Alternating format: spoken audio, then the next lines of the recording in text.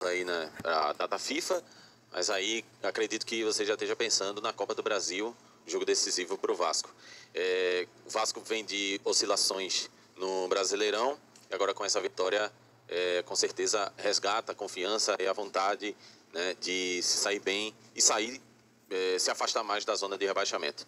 Vem agora Copa do Brasil, né? Jogou bem contra o Botafogo, mas saiu com um empate e agora joga com a pressão lá na casa do Botafogo. Como é que vem essa confiança? Como é que está a cabeça, sua cabeça e a cabeça dos jogadores, né? Se estão confiantes, né? Se tem algum pensamento tático para esse jogo contra o Botafogo?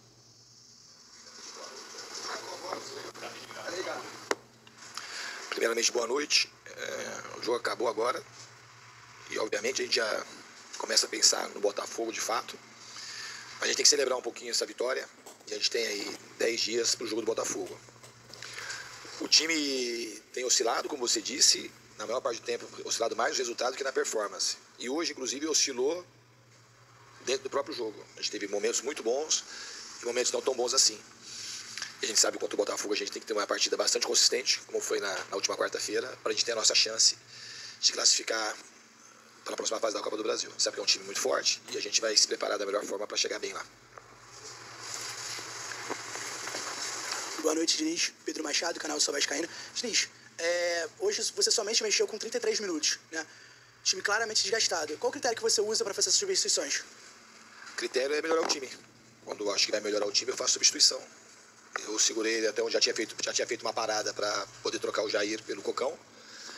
E essa pergunta é recorrente, mas é uma pergunta que eu não tenho problema de respondê-la, porque eu faço as mudanças para poder melhorar o time. Quando você faz uma mudança, tem que ver o encaixe tático, como é que vai ser ou como é que não vai ser. Tem jogadores novos que poderiam entrar, que acabaram de chegar. Então tem um monte de coisa que pesa. Mas assim, o critério que eu uso é para melhorar o time. Você achou que o time estava cansado, mas não é só cansaço. A gente fez as mudanças e com as mudanças também o time não deixou de ir lá para trás, não deixou de marcar mais baixo. E quando você está marcando mais baixo, tem um encaixe tático que é muito importante. Tem jogadores menos treinados que podia comprometer. Então se a gente tivesse feito mudanças antes, a gente poderia, na minha opinião, poderia ter ficado um pouco mais vulnerável do que a gente ficou.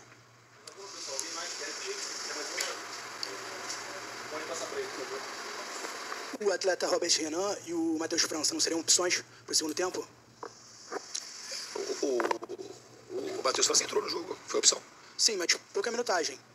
Tá bom, achei que ele tinha que entrar pouco. Essa mesma pergunta. Ele entrou pouco, porque achei que ele tinha que entrar pouco. Você não sabe como é que o jogador tá, quanto tempo que ele aguenta. Ele estava vindo de lesão, treinou poucos dias no Crystal Palace e fez 2 treinos com a gente. A gente não pode botar o jogador do fundo, expor o jogador contra uma série de coisas. O fato dele ter vindo hoje já foi uma grande coisa. Que o normal era nem vir para essa viagem, ele ficar para treinar mais. Assim, hoje o fato dele entrar um pouco foi uma coisa para ele sentir o clima. É um jogador que ele veio muito bem referendado. Então a gente está muito feliz que ele está aqui. A gente tem que tomar cuidado. Não é só contratar o jogador e botar para jogar. O Robert Renan é a mesma coisa. O Robert Renan, a última partida dele foi em maio. Ele fez 5 treinamentos. E hoje, como é que eu vou botar o Robert Renan no lugar do Lucas Freitas? Ou jogar eu queria colocar dois zagueiros canhotos para jogar? Não tem nenhum sentido. A gente contratou o jogador, né? Porque eu tenho o desejo dele entrar, que a gente vai botar o jogador. Agora tem essa semana para eles entrarem numa melhor condição. E repito, eu vou botar conforme eu achar que o time vai melhorar. É isso, Paulo. Diniz, a gente vai ter 2 semanas agora de pausa para a data FIFA e eu queria saber, esses jogadores que chegaram agora, mais os que já estão, se vai facilitar o teu trabalho, essa pausa para tu treinar, para tu exercitar mais as tuas táticas e como tu enxerga aqui esses jogadores novos, tanto o Robert Renan, como o Matheus França e até o zagueiro colombiano, se eu não estou enganado, o Cuesta. Isso. Como é que tu enxerga eles dentro do teu sistema de jogo? Não, todos eles eu enxergo de uma maneira muito positiva, por isso que eles foram contratados. O que a gente tem que entender é que os jogadores chegam, não é chegar e botar para jogar. Para o segundo semestre eles vão ajudar muito, e para o próximo ano. Mas não é trazer o Cuesta também, já faz um tempo que não joga, ele estava em negociação, não está fazendo jogo, não está fazendo treinamento coletivo. Então não é chegar o jogador e botar para jogar. Se botar para jogar e o jogador não render, aí todo mundo vai ficar descontente porque ele não rendeu, mas porque ele está sem condição de jogar. A gente precisa ter cuidado na hora de botar para jogar. É a mesma coisa que acontece com o jogador da categoria de base. Tem jogador que a gente quer que bota, mas se botar o jogador vai mal, aí não quer que bota mais. Então todos esses jogadores, nenhum jogador deles estava jogando. Nenhum deles estava jogando, nenhum estava jogando partidas titular consecutivamente. Se estivesse com ritmo de jogo, seria mais fácil só vestir a camisa e jogar. Mas todos eles fazem um longo tempo. O Matheus França, não sei quanto tempo faz que ele não joga uma partida inteira. Então a gente tem que tomar cuidado para poder dar condição para os jogadores e eu tenho muita convicção de que eles vão nos ajudar, todos eles que foram contratados. A UEFA, naquele momento, defendeu que a decisão do campo tinha sido ok, inclusive divulgaram um material que mostra várias posições do braço, né? E segundo esse material que foi divulgado à época, só seria pênalti quando o jogador tivesse com o braço já aqui nessa posição, formando esse ângulo aqui de 90 graus aqui, né? No caso, o Ayrton não forma um ângulo de 90 graus. Está um pouco mais abaixado. Só que aquele foi um material que não é oficial, não é o material da FIFA, tanto é que depois a UEFA reconheceu que a decisão tinha sido equivocada e que o pênalti deveria ter sido marcado, que foi um erro de arbitragem. A regra não fala do pênalti. O que diz o texto da regra? A regra fala quando o jogador ele amplia o espaço do corpo de maneira antinatural, numa posição que não é consequência do movimento ou numa posição que não justifica a ação. E quando ele tem essa posição do braço, aí ele corre o risco da bola bater no braço dele. É confuso isso. É isso. Assim, a minha única dúvida para esse lance de hoje é que eu não consigo ver uma posição não natural do Ayrton correndo. Eu acho que ele não corre assim e faz assim. Eu acho que é consequência da corrida dele. O braço está nessa posição, eu acho que é consequência da corrida dele. E é muito subjetivo. Eu acho que ele, exatamente. O texto dado pelo PC da margem é qualquer coisa. Para a subjetividade da posição não natural. Pelo menos o VAR não se meteu nisso, tá? Que eu acho que foi até... Não, por exemplo, eu acho que é pênalti.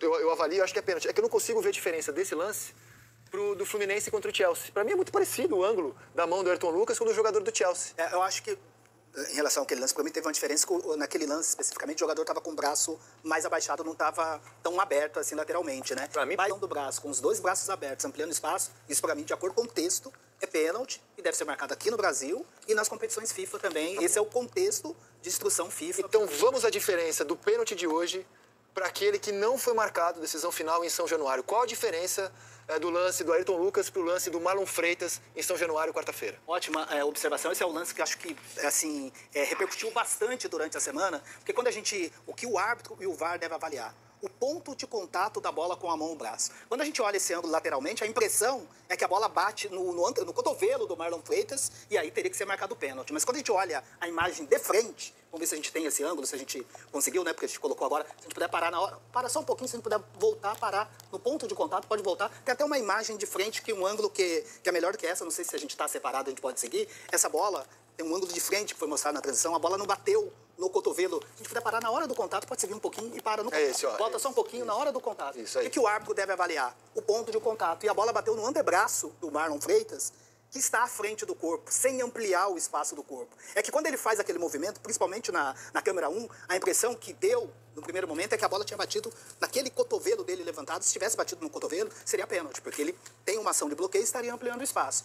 Mas o que o árbitro deve julgar, e principalmente o VAR, com todos os ângulos? A checagem não pode ser resumida só no primeiro ângulo. Por isso que o VAR tem acesso a todos os ângulos da transmissão. Quando você para a imagem de frente, até a transmissão teve um ângulo até melhor do que essa, que foi exatamente o ângulo do Anderson Daron, que foi um ângulo de frente. A bola bateu no antebraço do Marlon Freitas, que estava na frente do corpo. Se não batesse no braço dele, bateria no corpo. Repare, olha só, se a gente puder voltar, o movimento de levantar o braço é depois que a bola bate. E o VAR deve analisar aí. Parou aqui, volta só um pouquinho antes, por favor. Um pouquinho antes ainda. Aí, o VAR analisa o ponto de contato. Já bateu. Depois, pode seguir. Repare que ele só levanta o cotovelo, olha só. Ele só levanta o braço depois que a bola bateu. Então, no momento do ponto do contato, é numa parte do corpo que está à frente do corpo, do braço que está à frente do corpo, sem ampliar o espaço. Quando a gente olha só na câmera aqui, em velocidade normal, olha só, a impressão que a gente tem aqui, com aquele braço lá em cima, né? Nossa, mas o contato foi... Mas, cara, isso pra mim não é posição natural. O cara fazer isso pra marcar. Pra mim não é uma posição natural.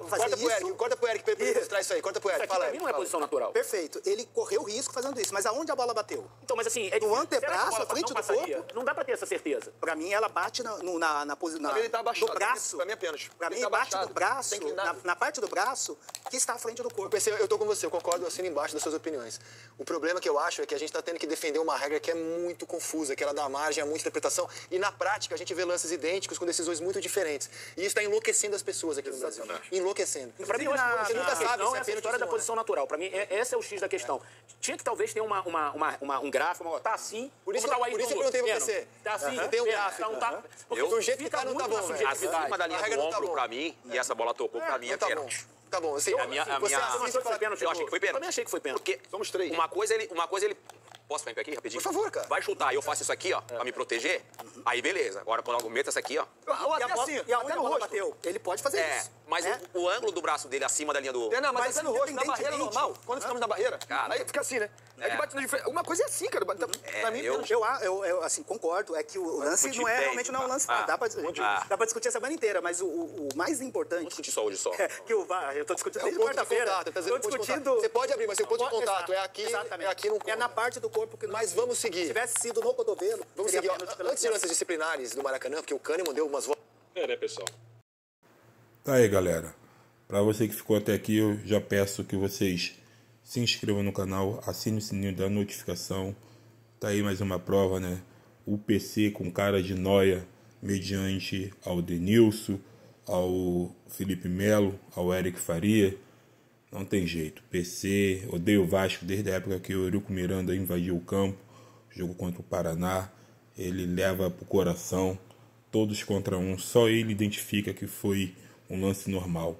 E ainda tem a cara de pau falar que o lance do Lucas Freitas foi pênalti. Segue para mais conteúdo.